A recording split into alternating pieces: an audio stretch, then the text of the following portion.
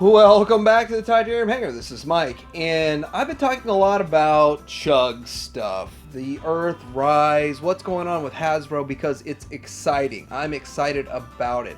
But I gotta tell you, I think the majority of my viewers do like hearing about Masterpiece, and I kind of want to continue on this series. I'm working with obscure characters, the future of Masterpiece, and third party, and guess what? Will Legends beat them? We'll find out.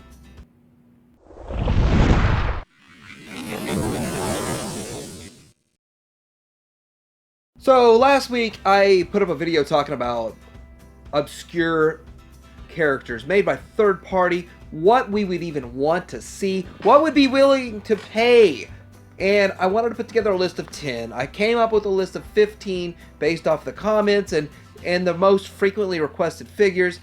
And guess what? My poll only allowed me 5 slots. So I went ahead and combined and condensed and got about half of that stuff in these broad generalized categories.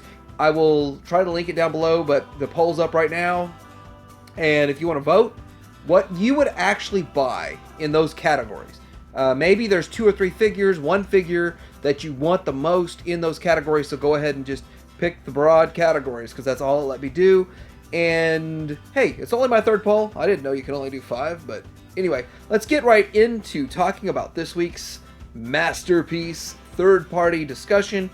And I want to say that Chug, I've been talking a lot about Chug, and they're giving us a lot of obscure characters from Hasbro.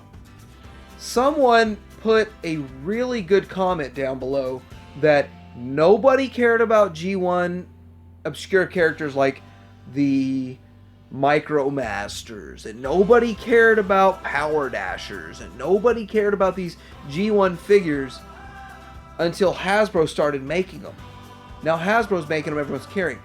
I think that they were just more or less off of everybody's radar in a way. And now the excitement is getting there.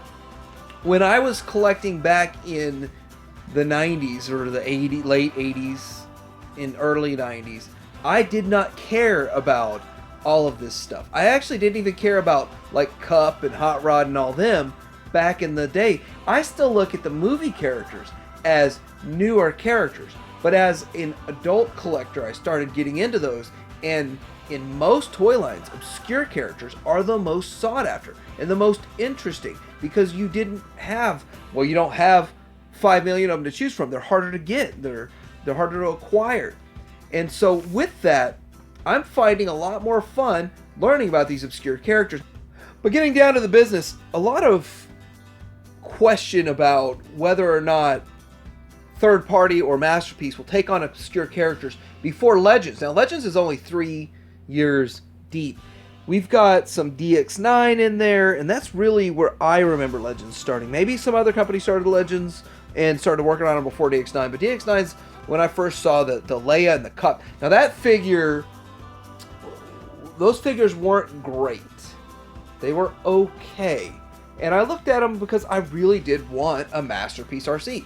And I was just kind of lukewarm on a Cup. But a Masterpiece RC, we are underrepresented on Fembots for sure. And so with that, I was thinking, okay, RC looks great. Okay, I guess. And then I realized they're so small, I wasn't interested. Well, now I've got a whole slew of these Legends. And Legends is starting to step into, 3 years into it, stepping into obscure territory. But Hasbro has truly led the charge with their Power Dashers. They've really dug deep into Headmasters. They've thrown out some Target Masters, and they're still working on that in a way. They're getting into Micro Masters, which now they're doing that. They're putting a whole new spin on Micro Masters. And then City Bots, well, all along they've been making City Bots. So all of this stuff we're talking about is fully underrepresented in the third party. And if it's been made in third party, the thing that blows my mind is if they go obscure in third party, they also go super stylized. And I wondered, why are they doing that? Why when they put an obscure character out, why do they go stylized? The first company that comes to mind on the super stylized obscure is MMC. MMC is the only one that I think has survived when they step into the obscure territory. And it's the stylized look. Maybe the stylized look is what does it, but I know they've given us a Whirl, they've given us a Roadbuster, they've given us a Drift, and they have still survived. And the reason they did that, I think, is because they dialed right back into G1 and made more G1 figures. They're not announcing and putting out more of these stylized figures, but see, they stepped into a stylized range outside of the norm. And well, guess what? I like G1. I want unmade G1 figures. MMC is one of the 3 companies giving us G1 figures that have not been made yet, and everyone else seems to be cannibalizing and remaking old figures again. Old characters. Let's look at Moss Toys. Moss Toys has given us some stylized yet odd figures, some obscure figures, and it's funny because they're the only ones that I know of that gave us the Cybertronian Bumblebee, and now even Hasbro hasn't gone that far yet. Now Hasbro's done really good with giving us obscure figures, and they haven't given us these. Moss Toys has gone the way of the Dodo and is no longer around, but I'm wondering, is it because they didn't stick to G1? Is it because they went super stylized? Is it because they went out, or were they just really bad at business? Or was it because they made these ultra stylized obscure figures that stepped outside of the G1 masterpiece market, which is what really keeps G1 going? Next, I want to talk about Impossible Toys Quintessons. Impossible Toys, I think they went to a super obscure area. They filled a market nobody else was filling, and they still hold and reign that market. But guess what? These figures that you're paying $200 each for sold for $20 on clearance on TF Source. And I passed on them. I passed on these figures because I didn't care. I couldn't see past the fact that I don't have all the figures for G1, Season 1, Season 2, or even the movie yet, and these are in the movie. But I was one of those closed-minded people. But I think as we get our collections filled, and we have a slot filled for almost everything in Season 1, Season 2, and working on Season 3 and the movie and all that, we find that these obscure characters are much more interesting, and we want them a lot more. But did Impossible Toys go under because these obscure characters they were putting out didn't sell well? Or was it the QC issues with their figures that actually transformed? Well, that might be it. But I have this figure. Yeah, the QC was terrible. Wheels fall off. Wheels fall off of it. It breaks easy, but I like the aesthetic. So next up, we have the whole Autobot Spike, the Autobot X battles going on. Now, I have this figure. I did get it from Show Z. I've already reviewed it. I have an excellent skit. And since it's just one giant hunk of plastic with, 5 points of articulation, I went deeper into a whole lot more on this figure in the review, simply because I do some fun stuff in this. But actually, I kind of had fun with the character, and I like obscure, so they're giving us what we want, or we ask for, or we say we do, so let's enjoy it. Here we are with X-Transbot's version. Now, this came down on the 1st of October. Happy 1st to everybody. We have the difference between the two, and we got 2 companies fighting over an obscure character, and one is going to be, well, heavily articulated. The other one is going to be half or even a third the price. Very little articulation, but looked like it walked out of the cartoon, so we're going to be getting into that later. But if you don't buy either one of these figures, you're saying you don't want obscure. If you don't want obscure, you don't. That's all there is to it.